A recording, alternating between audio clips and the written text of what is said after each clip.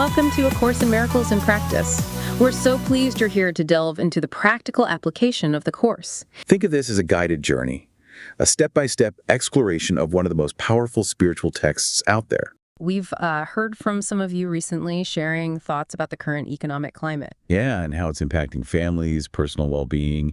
It's a stressful time for many. And there's also been this interest in finding, some inner peace amidst all that external stuff. So we figured today we could explore that intersection, how these big economic shifts connect with our internal experience through the lens of the Course. Sounds good. We have Lesson 116 lined up, which feels very relevant. Shall we start by just reading it through? Let's do that. I can start with 101. Please. God's will for me is perfect happiness. Mm-hmm.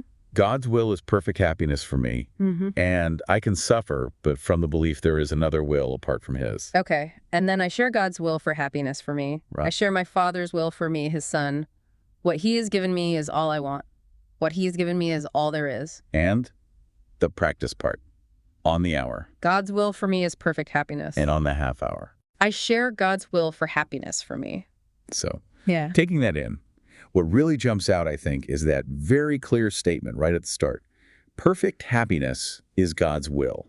Full stop. Yeah, it's unambiguous. And the immediate follow-up is that suffering comes from believing otherwise, believing there's some other plan, some other will. Which is quite a radical idea, isn't it? Yeah. Usually we think suffering comes directly from, the bad thing that happened. Right, the external event. But this points inward to a belief, a misperception almost. And then that second idea, I share God's will.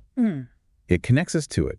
It's not just his will for me, but something I actively participate in, something inherent. Like it's our natural state. And we've just sort of forgotten or gotten confused by believing in this other will.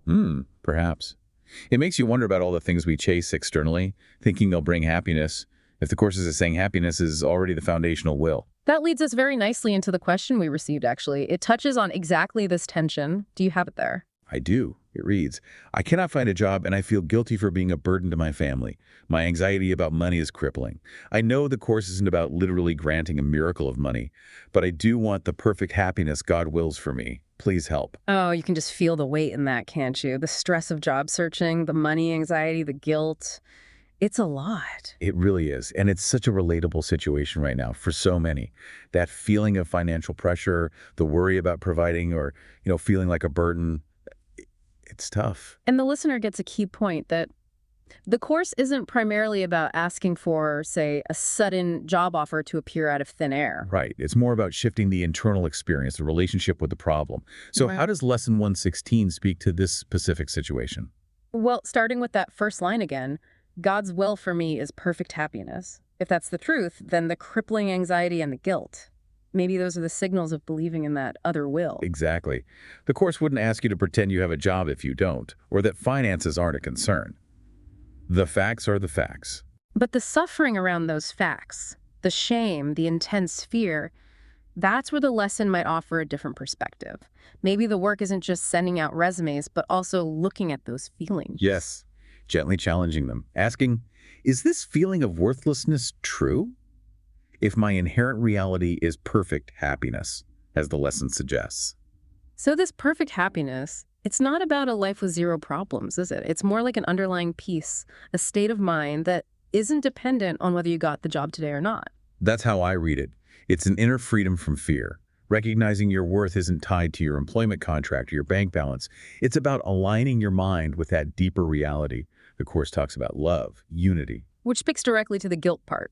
Feeling like a burden. Where does that feeling come from? Often it's tied to external validation, like I'm valuable if I contribute financially. But family support ideally comes from love. Right. Not a transaction. Yeah. Recognizing that might help ease some of that guilt, practicing a bit of self-compassion there.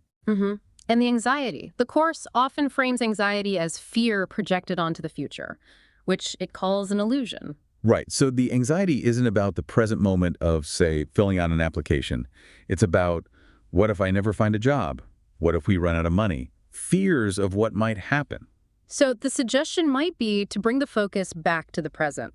What's one manageable step I can take today for the job search without getting totally overwhelmed by those future what-ifs? And maybe, alongside the practical steps, also consciously cultivating some inner peace. Even 5 minutes of meditation, focusing on the lesson's idea, or just doing something simple and calming. It's like working on the problem from both ends, the external actions and the internal state. Yeah, because sometimes shifting the inner state, finding a bit more peace or trust, can actually lead to unexpected changes on the outside. Maybe you approach interviews differently, or an idea comes to you. It could also be a time, maybe an uncomfortable one, but a time to learn about where we place our sense of security. Is it all external? Or are there inner resources, maybe a deeper reliance, that we haven't tapped into?